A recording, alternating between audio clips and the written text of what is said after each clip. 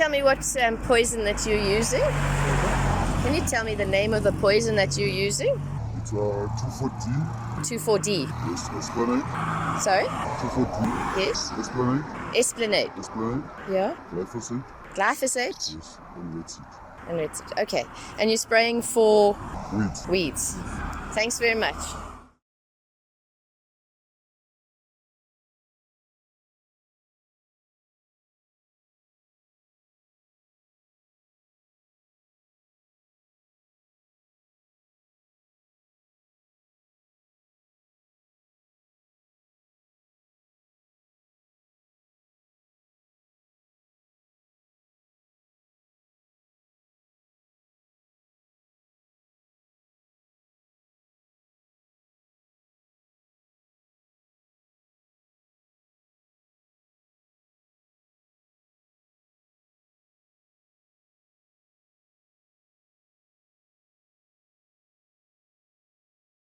Today is World Bee Day.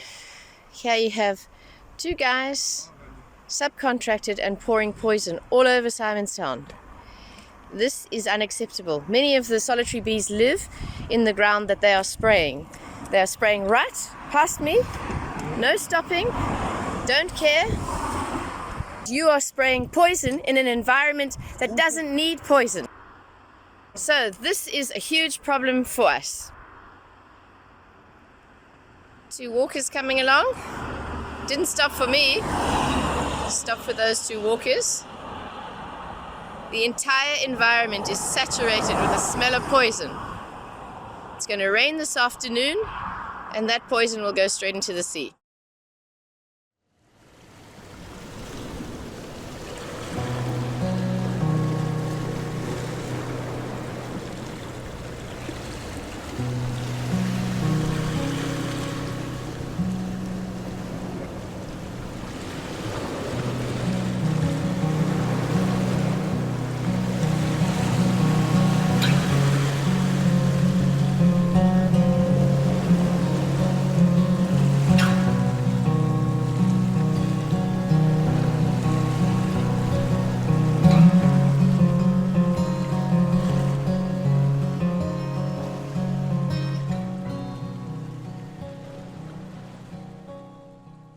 In a great initiative of the City of Cape Town and the Western Cape Government, community engagement sessions have been held on the first Thursday of each month, offering civil society the opportunity to meet one-on-one with the Western Cape Premier, the City Mayor, and other departmental heads of staff to present to them our challenges or ideas. On 1 June 2023, not even 2 weeks after the Simonstown spraying incident, we attended the first Thursday event and succeeded in having a 5-minute one-on-one chat with Premier Wendy regarding our concerns surrounding the blanket spraying of toxic herbicides into our environment, followed by a brief one-on-one chat with the Mayor. It was agreed that I could email our ideas or further input to both. The next 4 months we worked on a report for the Mayor in any spare time we can find. Finally, on 29 September 2023, the report was emailed to the Mayor and to the Premier. Furthermore, we invited the Mayor, the Premier, and the Roads Department staff to our film screening of a documentary on the topic. They did not attend, and no response was received to our report. When we followed up 2 months later, Premier Wendy replied and referred us to the Mayor's office for a response. He also followed up on our behalf. Still, no response has been received from the Mayor's office.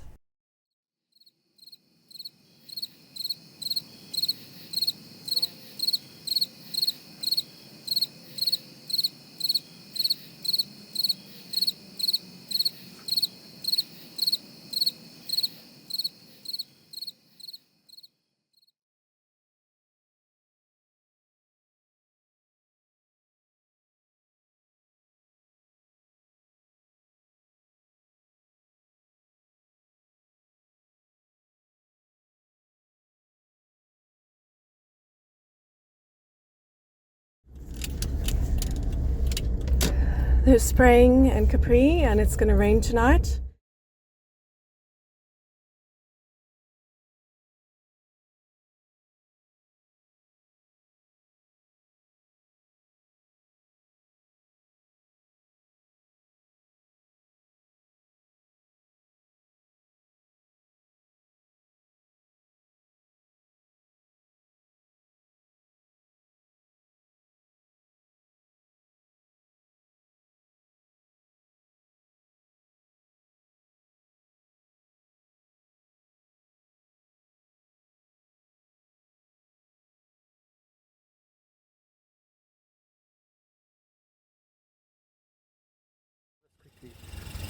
Do you know what the contents of that are, and where does the spray go? We can go for the weeds. But that, I can see you spraying for the weeds, but it goes down the stormwater. Do you know what's in this stuff?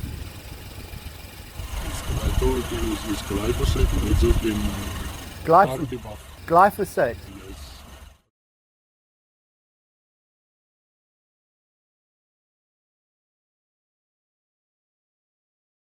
The city has mandated an outside contractor to do this work. The contract is set out in such a way that all liability and health and safety responsibility rests on the shoulders of the contractor. However, it is the city that makes the contract conditional upon the contractor mixing various herbicides to ensure optimal efficacy. It is required for the contract to adhere to manufacturer guidelines as contained in the safety data sheets for each product used. However, it must be noted that safety data sheets are inadequate due to a number of reasons, including the fact that they are not from an independent authority, but prepared and issued by the manufacturer themselves. Safety data sheets often have huge gaps of critical information to accurately determine environmental and public safety risk. As evidenced in this video, just over the 3 spray cycles from autumn 2003 to winter 2024, various herbicides have been reported to be used in combination with others. Let's just look at the latest email communication received from the City Roads Department about what was sprayed in this latest cycle, which is April to June 2024. We were advised in writing that glyphosate was being used in conjunction with a pre-emergence herbicide, and 3 safety data sheets accompanied this communication. One for a product called Bounty, which the contractor's pamphlet states contains glyphosate as the primary ingredient, but the safety data sheet supplied for it reflects the active ingredient as propiconazole, which is classified as a highly hazardous pesticide and is also a confirmed CMR, which stands for carcinogen, mutagenic, and reproductive toxin.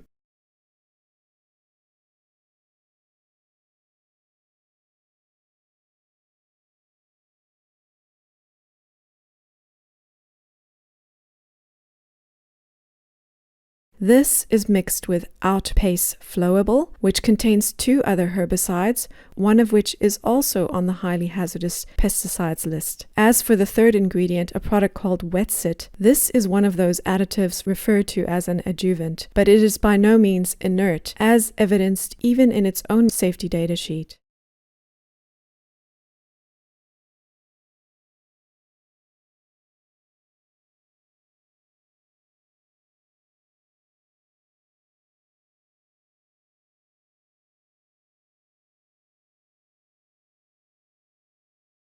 Let's turn back to glyphosate for a minute, in its own right, not in formulation. The Pan monograph on glyphosate provides pages and pages of scientific evidence supporting concerns around this chemical entering the environment. This aside from the hundreds, if not thousands, of lawsuits claiming damages against Monsanto, now Bayer, across the globe.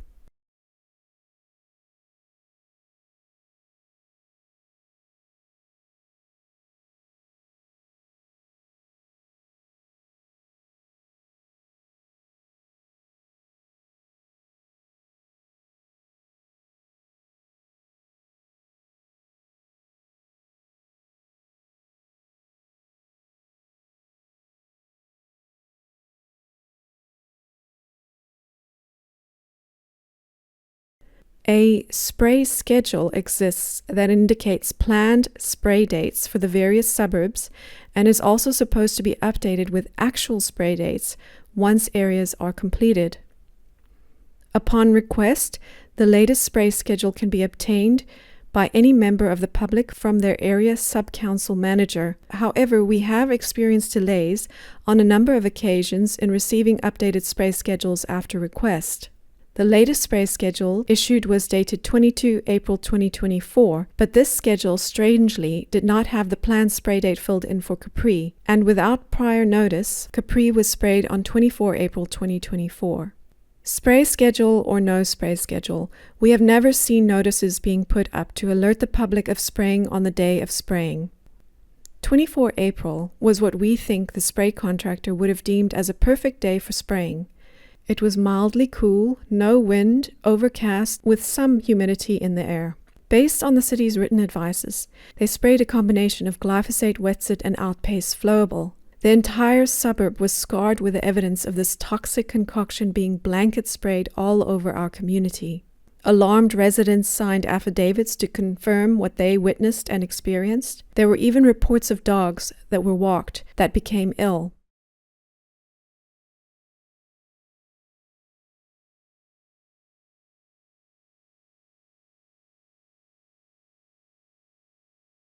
So, what do civil engineers say about what causes road damage? We've spoken to civil engineers and we've read up on essays regarding the topic of road damage. None of this literature lists plants as a cause of road damage. With wear and tear over time, the primary causes are water ingress, movement, temperature changes between different types of surfaces and materials, poor design and construction, traffic load, type, and frequency.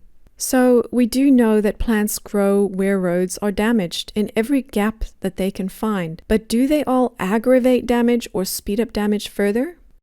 In a fascinating YouTube video by Exploring with Wade, he walks us through streets of a small town in Canada, abandoned since 1983. Although a manager has maintained lawns, it appears from the video that roadside weeds were allowed to grow without removal or poisoning. It is presumed the town has been getting very little traffic over the years.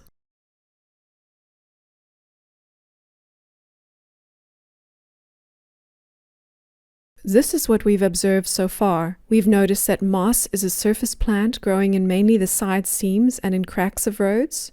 We found that moss goes green in winter and then turns brown and dry in summer. Interestingly, we've noticed that the moss remains intact despite the dry summer.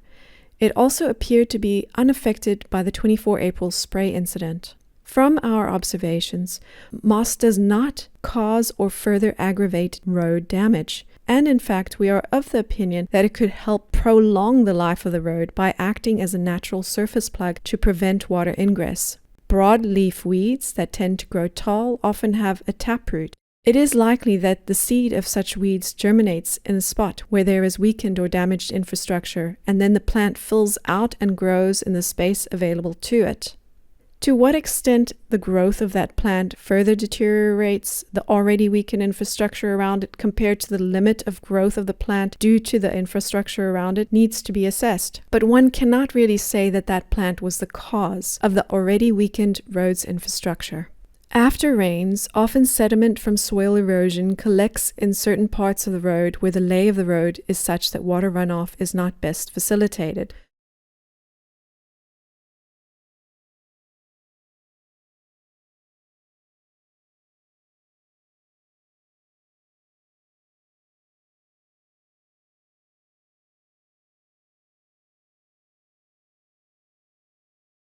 So what happens if one pulls that weed with the taproot? If one pulls it during a rainy season, it would possibly be easier to pull, but pulling it at the end of a long dry summer, you might not be able to. To get that root out at all by pulling can be extremely difficult.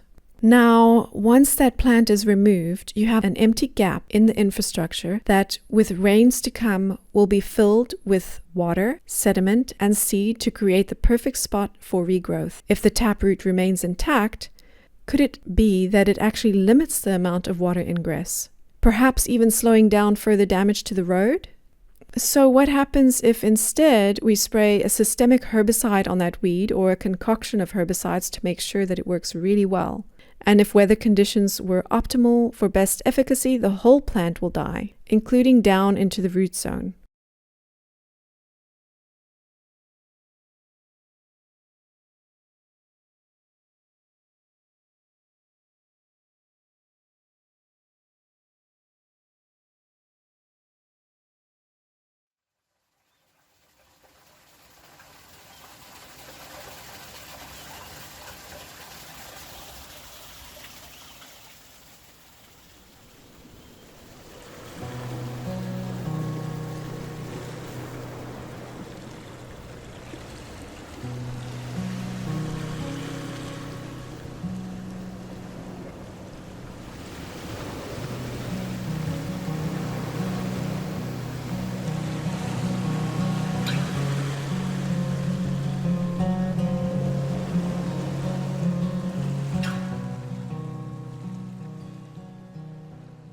Cape Town, the world's most biologically diverse city, is a water-sensitive city.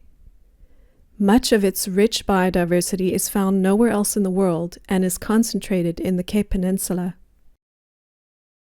We have a huge responsibility to protect the extraordinary natural heritage of the Cape Peninsula.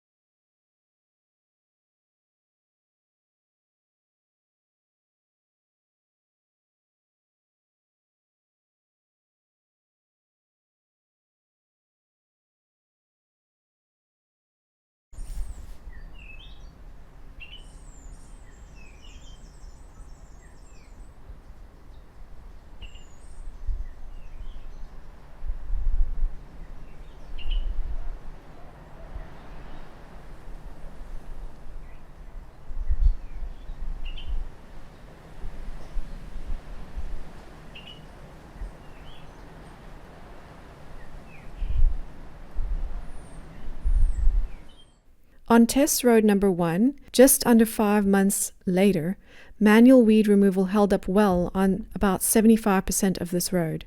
But on a section of the road bordering a vegetated verge that had a dirt pathway for horses on it, situated 1 or 2 feet away from the edge of the roadside, there was excessive weed regrowth. We suspect that the erosion from the dirt horse path settled into the road edge. This, coupled with water runoff containing horse manure, assisted in the rapid regrowth of strong big plants.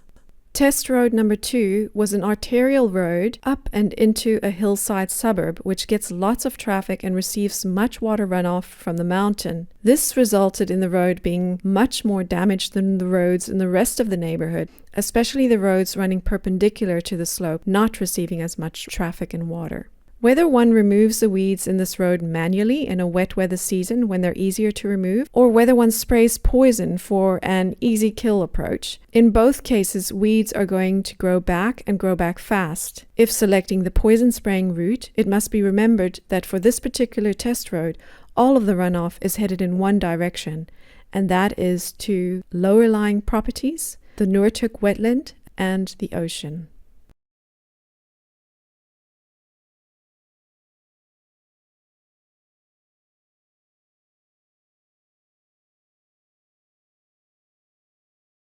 It is interesting to note how historical literature from across the globe, spanning centuries, all repeatedly stress the importance of preventative maintenance, with no mention of spraying poisons to control weeds even recently. Reference is made to clearing drains, clearing debris, maintaining ditches and culverts, and surface patching and crack sealing. There is even repeated mention of patrol systems implemented to ensure the needed work does not fall to the wayside.